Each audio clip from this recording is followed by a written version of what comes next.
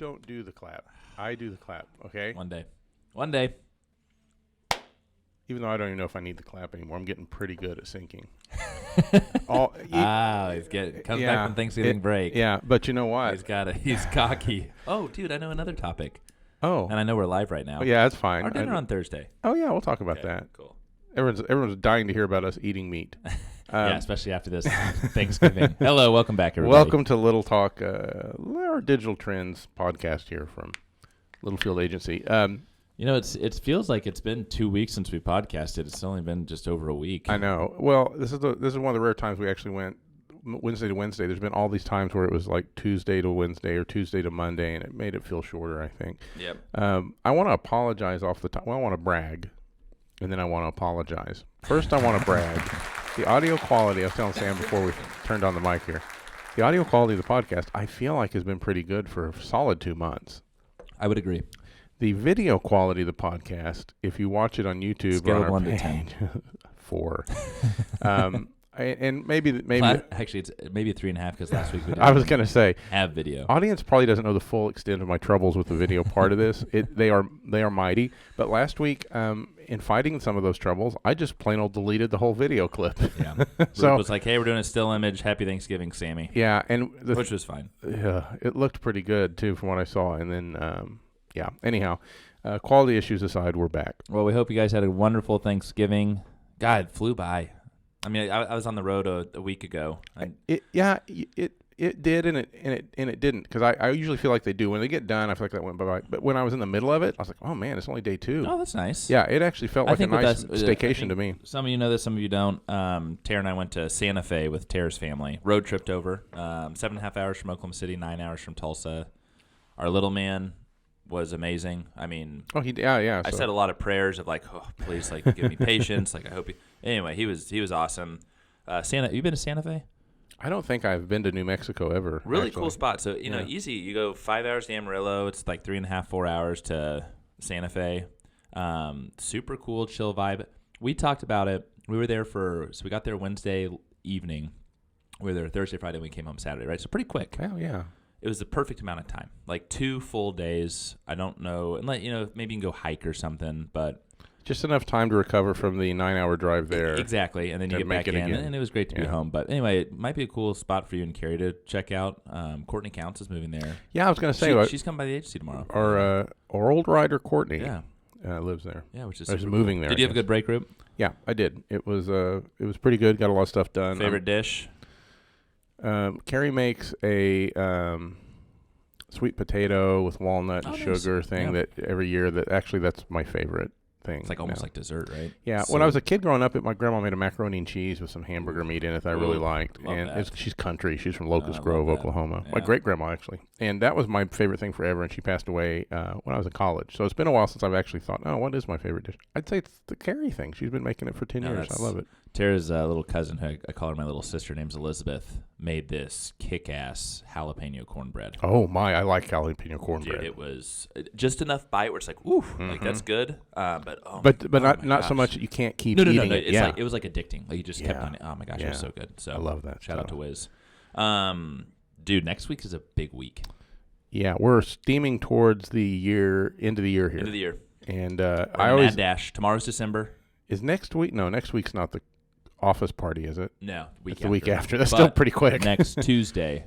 Next Tuesday is a big day. We have our most honorable and the special guest of the year. Not only is this a special guest, the special guest has sent multiple topics. So this will not be a regular digital trends topic-based deal either. And today's is kind of a different one too. But we actually have in about 30 minutes a massive prep for this in the sense of aligning and our guest has been feeding us topics for months now. Yes. Came up with a really good one, I guess, a couple days ago.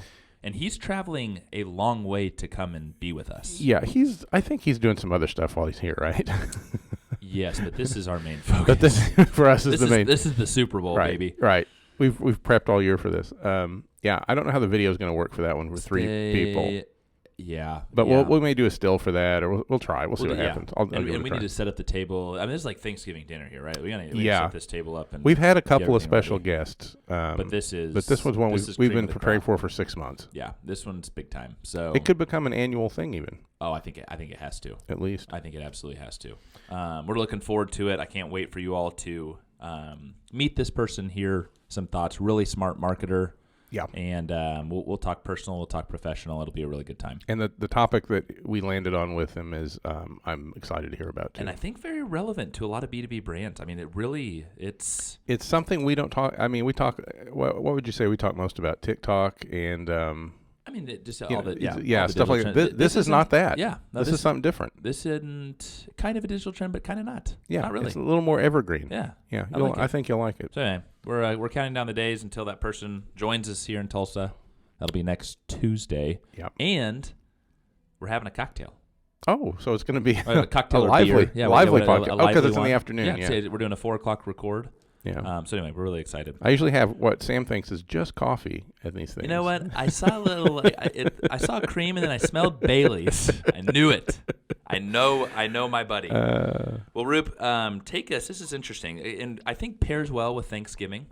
We're gonna make an allusion. Oh, do you have something? Yeah. First off, if you're listening to this today on Wednesday, and I hope you do, these topics are not from the November. This is a weird time because it's November 3rd. Tomorrow's December 1st. Tomorrow, I think it's tomorrow. Yeah, tomorrow all new digital trends go out, and there's some really good ones on there. In fact, they're so good you're going to hear 2 of them today. And we moved them up because we felt like, there's going to be a whole week or 2, I don't even know, in December where we're offline. We're on vacation. We probably won't podcast. If you want to come up here, we can. I could probably He's thinking about it. My wife could probably use a break. A break? We might do it. You want to just come up, have a little coffee and Bailey's? Yeah, coffee and Bailey's, yeah. We'll think about it. So it's going to be a weird. So we moved some from December to today. So this is a little preview of what you're going to see in tomorrow's inbox. Number 2 in particular is mind-blowing, but number 1. Yes, go ahead. And Sam, it's a good one. It's a good one. Sam and I were talking about this a little bit before. Google search now will allow you to find your favorite dish. Google has launched 2 new features that makes finding food nearby easier. Now you can search by dish instead of restaurant on Google Search, and you can use the multi-search tool to find dishes near you. These are available on the app, so you don't use this on your desktops for the app. Okay, give me an example. Yeah, so the example, was like, well, I can already do that. Well, kind of. Like right now you say, I want to eat sushi. And it'll show you, name some sushi places. So you got In the Raw. In the Raw shows Yokozuna. Up. Yokozuna, love it. You've got Sushi Hana. So, sushi, so there's 3 good options. Maybe Sushi Train shows up in there. Yep. Okay, so you've got 3 or 4 that show up near you. When you say sushi and you're looking for the dish and not restaurants that serve the dish, it's possible places like Reese's that has sushi. Which they've got sushi to go. They have sushi to go there. It's possible Reese's would show up if they have their menu entered and registered and indexed and all that with Google, which most of these restaurants do. Most of them kind of have menus as part of. If you ever look on Google, you see like it shows directions and the website and the menu but usually those menus are PDFs. Not always. They're getting better about it. They're actually listing they kind of listed out keywords on there. Yeah. So that's what they're searching against now. Not so much the restaurant and location-based stuff, because that's what food is a category, or sushi is a subcategory to food in a restaurant search is different than I want to eat. Do pancakes. I want pancakes. So there's a lot of places that or say a ham sandwich. I want a ham sandwich. Yep. That's even better. Queenie's, Lambrusco's. Right. If you said Reese's, if you're just sitting there right now and you're saying I want a ham sandwich restaurant, you're probably going to get a restaurant called the Ham Sandwich or the Ham, or we don't have restaurants like that. Nope. But that's a different intent than I'm hungry for a ham sandwich, and they'll tell you places that have ham sandwiches.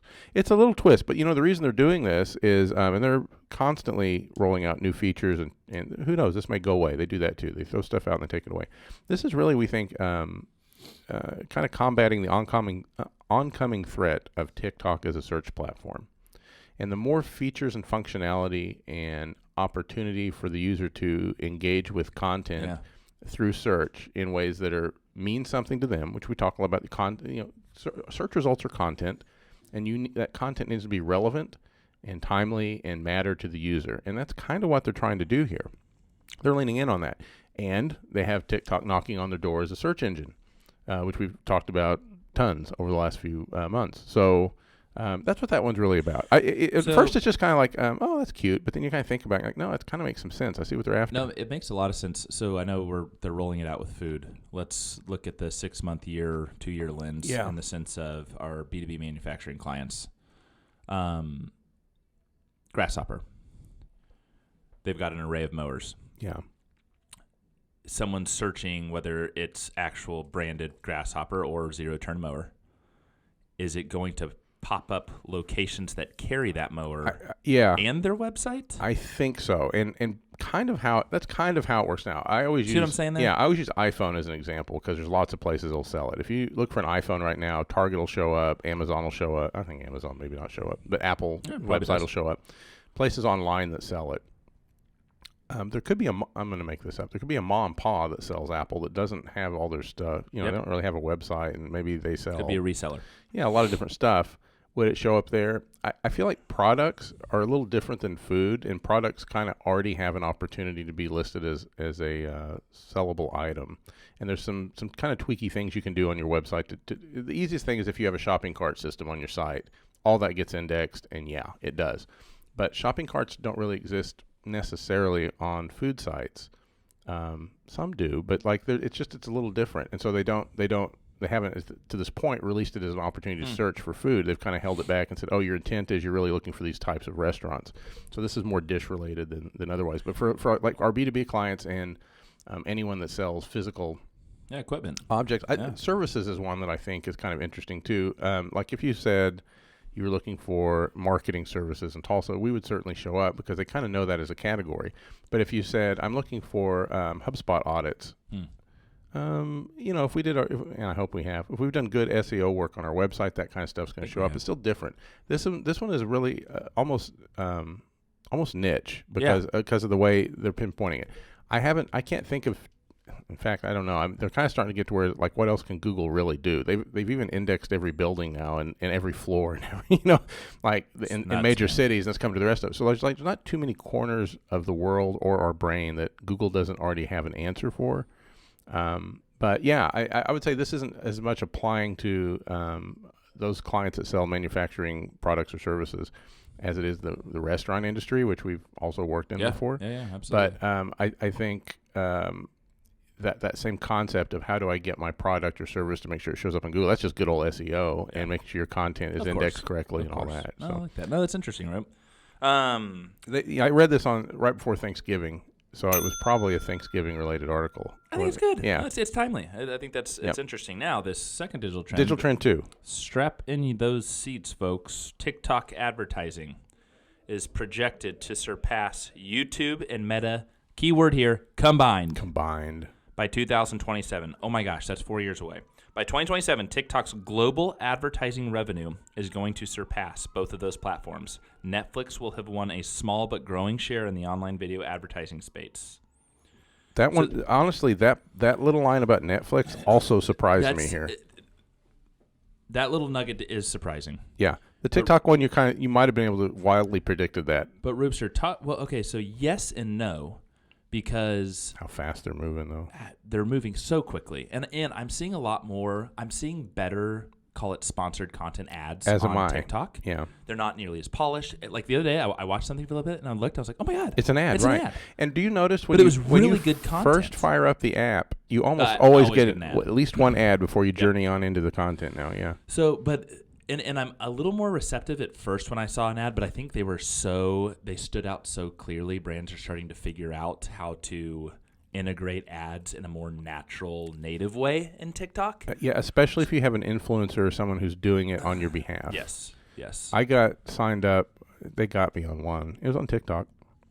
It was a guy talking about how he was kind of like... It was like a tight shot of his head, and he was laying in bed. It was like he was waking up in the morning and just like doing a random TikTok. That's what fooled me.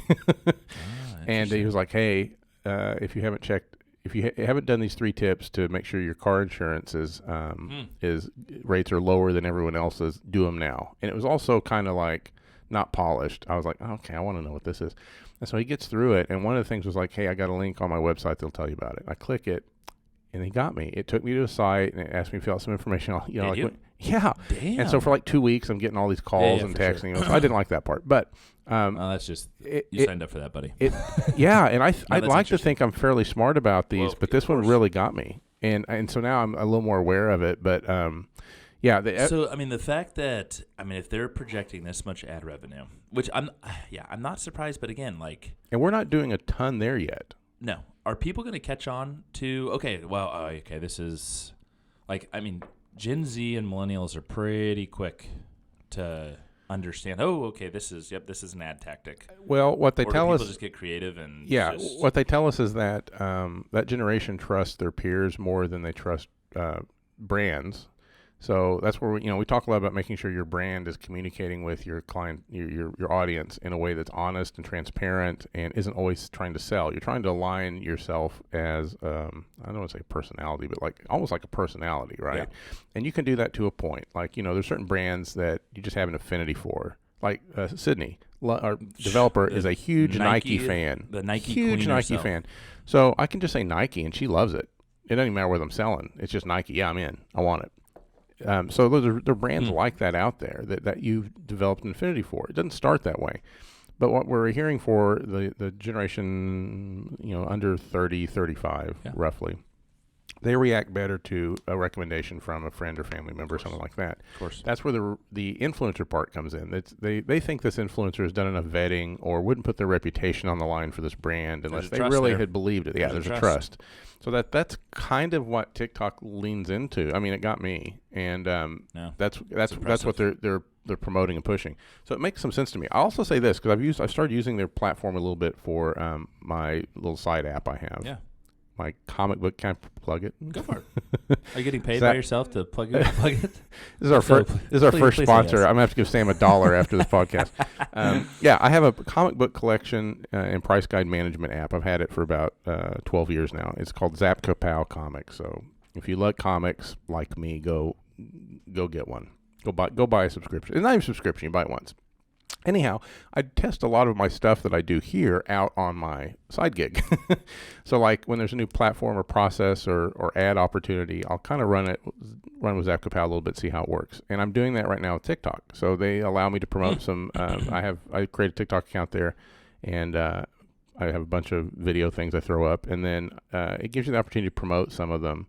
And it's really easy. Like the targeting is a little broad still, I think. Like I can't say people who love comic books. I have to use arts and entertainment, which is kind of how Twitter used to be, which I didn't like.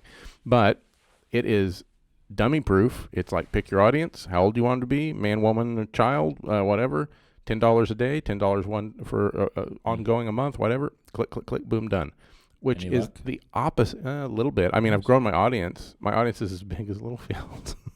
Okay, can you get on the Littlefield audience, please? I know that's more direct to consumer. I can do that. But the thing that's kind of crazy about it is compared to Meta or Facebook's ad platform, which we labor in every day here, and I mean labor. Yeah. It is a lot. It is very complicated. It doesn't always work. Their support's garbage. TikTok is not starting from that point. They're starting from a point of simplicity, and I think that's going to be the difference here on what's going to grow. People are already frustrated on the front end, I think, with Meta in a lot of ways. There's some trust issues there and all that. I think on the back end of it, advertisers and like us are like, God, this is every day. It's like, why is it this way? Why are you the way you are? It's pulling teeth. Yeah, TikTok is not that. Yeah. TikTok's pretty easy to do, so that makes some sense to me. And again, the eyeballs and the audience is there. So we were with a client yesterday and had a relatively quick conversation, kind of in this realm. And what does that content look like? So it's as we approach, 2023 is here basically. We're 31 days away. That's crazy to say. I'm impressed with your math skills. But my wife would not be. She always gives me a hard time on that. But it is something for your brand to actively be thinking about. And the sooner we can get on this, your agency, your brand itself, it's coming, folks. You need to address. I would say this: every brand, regardless of industry, has to have a TikTok strategy or position. And if that position is we're not participating there, at least you've thought about it.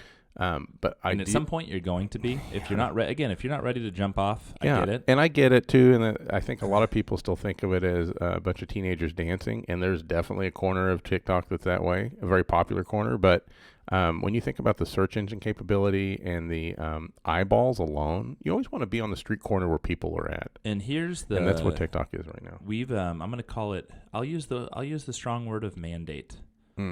You're going to our audience is going to start seeing 2 TikTok videos per week from Littlefield Agency because our good strategy one going up today.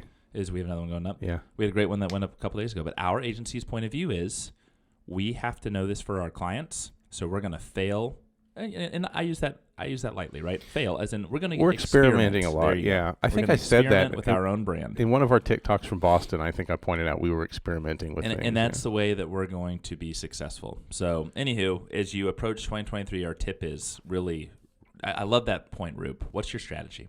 Are you going to be silent? Are you going to be active? Are you going to dabble? If you decide it's not for you and your audience isn't there and all, that's okay. But you have to have considered it or thought about it. It can't not be thought of now. And by the way, real quick on Netflix, they just rolled out their ad revenue platform, which I thought was going to be like, who is going to do this? But I guess I'm weird. I pay not to see ads. And I do too. On YouTube and Hulu and all this. Yeah. I know Trent does Netflix. Too. Yeah. But to think that there's going to be a significant portion of the population is like, for cheaper, I'll watch some ads. $4 a month times 12. I'm going to do some math again. That's going to grow to where we talk about Netflix ad platform in the same way we talk about Facebook, Google, and TikTok. Yeah. Wow. That really surprised me as a prediction or a... it's going to be interesting. What they believe is going to happen there. Okay, our last thing on the agenda, which is... I failed to mention it earlier. We have dinner tomorrow, Roop. Oh, yes. Take 2 reminder. I got the stomach bug. I have been eating very cleanly this week. I'm taking it easy. I'm keeping my distance. Yeah. I'm ready to go. Yeah. 5:30 tomorrow. We're not going to podcast at this restaurant. Shout out to Bull in the Alley for letting the 2 of us come and eat at that fine dining establishment. But Roop, I'm looking forward to a cocktail, some good food, and some camaraderie, my friend. Yeah, I am too. It'll be good. I'm glad, and I don't know why. I'm glad it got pushed because I feel like that week we were doing it was already a really busy week. It was a busy week. Tomorrow's kind of a nice day. It's a good day. Real nice day. And tomorrow, December 1, baby, 25 days. Are you wearing your Santa Claus outfit to Bull in the Alley? I thought about it, but then I thought that'd just be a little. Let's keep a low profile. It's like Leonardo DiCaprio going to a restaurant, right? He ate there when he was here, right? He ate there a lot, yeah. So if you're watching this, you already know. But if you're listening, let me give you some color. Paint a picture. Sam is wearing his Santa Claus hat during the podcast. I have to. So every week of December, I will wear a Santa hat. It's good. The Christmas spirit is good around here. Yeah. Led by Sam Littlefield. Santa himself. Okay, everyone, stay tuned. Tuesday's a big day. We can't wait for our guests to get down here. And everyone have a wonderful weekend. Yep. Talk to you next week. All right. Bye-bye.